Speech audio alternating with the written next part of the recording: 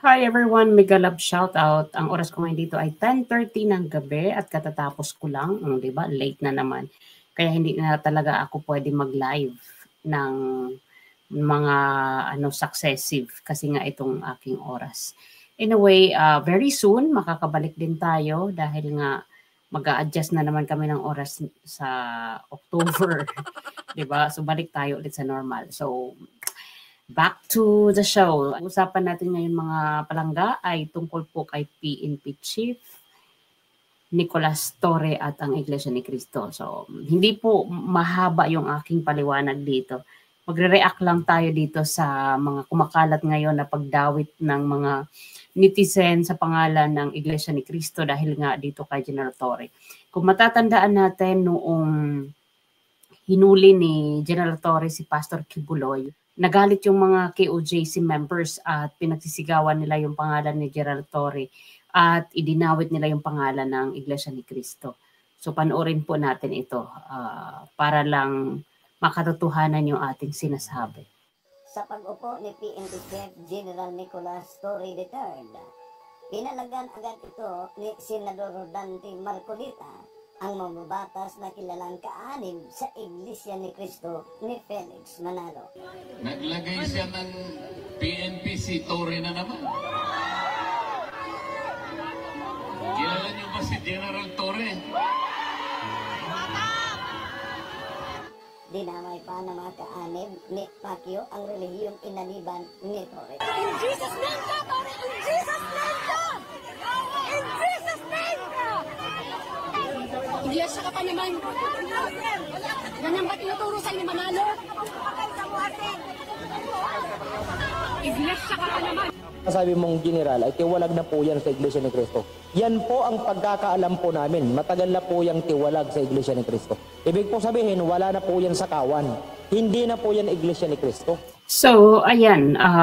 Yan yung mga pangyayari noong hinuli si Pastor Kibuloy doon sa kanyang compound.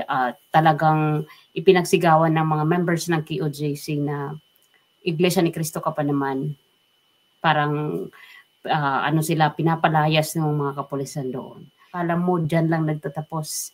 Hindi, dahil maraming mga pagdawit ang ginagawa ng mga tao na kumakalaban sa Iglesia ni Cristo. Katulad na lang ng pagkandidato ni Kong Marcoleta, unang sumira sa kanya si Epifanio Labrador, di ba? Yung nagtatago, ewan ko kung nasaan na yan ngayon, mukhang nanahimik na. Ito yun.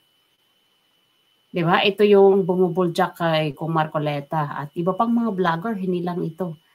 Doon, laging nakakabit yung pangalan ng Iglesia ni Cristo. Hanggang si Katunying ay nagkaroon ng one-on-one interview kay First Lady. Idinawit ulit ang Iglesia ni Cristo. Maraming mga pagkakataon na laging ikinakabit ang pangalan ng Iglesia ni Cristo sa mga circumstansya na ganito, no? Yung kay General Torre, kay Kong Marcoleta, kay Katunying, at saka yata si Garma, di ba? Si Garma ay Iglesia ni Cristo din. Di ba? Noon din ay matunog yung pangalan ng Iglesia ni Cristo dahil inaakusahan din si Garma na hindi sumusunod sa doktrina ng Iglesia ni Cristo. Yan ang mga nabasa ko noon. So ngayon, akala natin namatay na yung balita na yan. So ngayon, bumabalik ulit.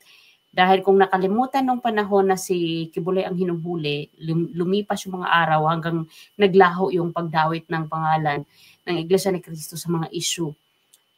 Tapos itong siya, na halal na PNP chief, bumalik ulit yung pagpabatikos ng mga tao sa Iglesia ni Cristo. At hindi lang talagang batikos, kundi talagang marami na yung nagsasabi sa social media na mali daw ang turo ng Iglesia ni Cristo. Kasi nga, ang ipinangangalandakan nila dahil dito sa statement ng isang member ng Iglesia ni Cristo na nagsalita na hindi daw maliligtas yung mga tumiwalag sa Iglesia ni Cristo at yung mga hindi kaanib ng Iglesia ni Cristo. Anib sa Iglesia ni Cristo Si General Torre. Hindi pala. Dati po siyang kaanib sa Iglesia ni Cristo. Dati, ibig sabihin, hindi na ngayon. Hindi na po ngayon.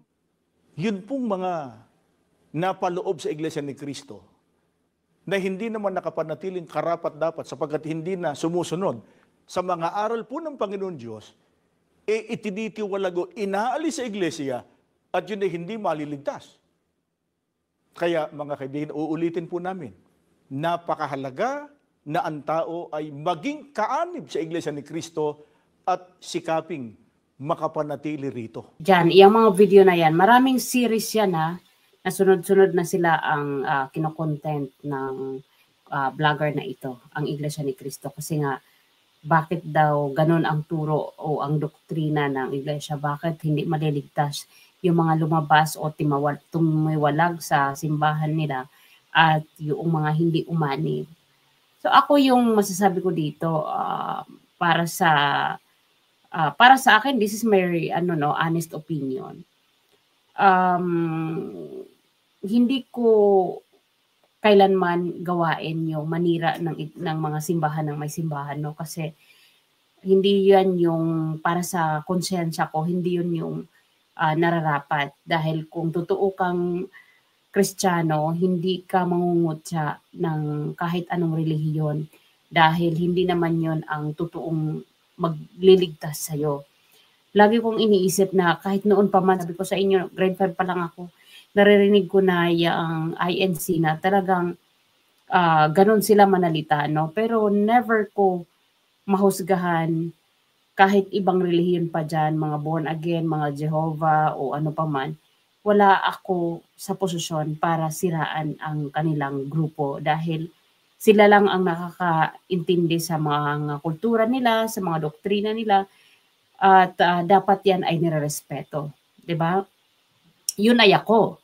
Pero sa iba, syempre, ayaw nila ng ganong pahayag ng mga taga-Iglesia ni Cristo na parang binibigyan pa nila ng malalim na kahulugan o interpretasyon na kesyo ang taga-Iglesia ni Cristo ay mapanghusga dahil nga yun sa statement nitong nagsalita na isang kaanib ng Iglesia na lahat ng tumiwalag ay hindi maliligtas at lahat ng hindi aanib sa kanilang Iglesia ay hindi maliligtas. So, sa akin walang problema talaga ang kahit anong relihiyon.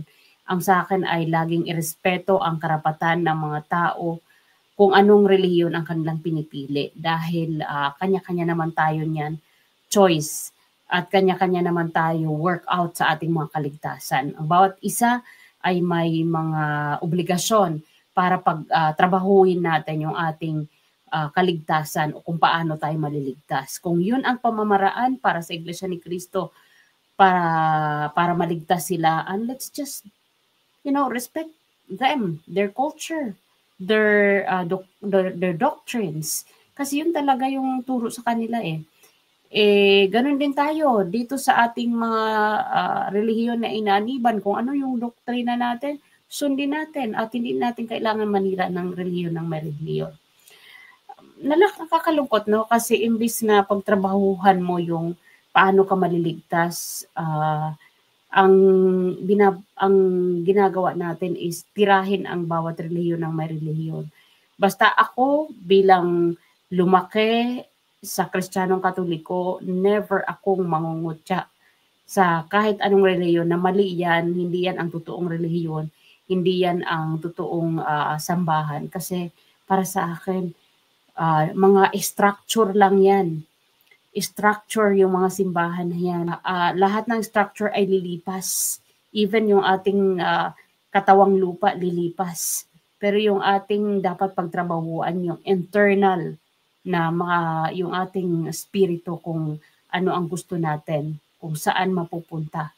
Kasi yun ang pinakamasakit na pagdating ng panahon ay kung ng panghuhusga ay doon tayo mapunta sa hindi natin pinangarap, 'di ba? So, respeto na lang, never in my thoughts na nag-doubt ako sa kahit anong relihiyon.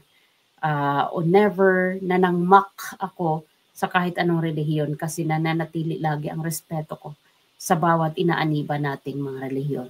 So ito lang po, very short kasi na ano lang ako no na pabalik-balik na lang, 'di ba? Wala nang katapusan ang batuhan ng mga putik sa relihiyon to relihiyon. Hindi na lang tayo magkaisa, hindi na lang tayo magdasal para sa ating mga kaligtasan at ikakabuti natin pagdating ng dito sa mundo ito at sa pagdating ng kabilang buhay. So yun sana dapat ang ating pinagtutuunan ng pansin. Hindi yung pag-atake ng relihiyon ng may relihiyon, di ba? A piece of advice lang na respeto lang sa bawat isa para lahat na lang ay maging maayos tayo at matahimik ang ating mga buhay. Nantok na ako guys, kaya hindi ko habaan to. Maraming salamat. See you again in our next video. Bye!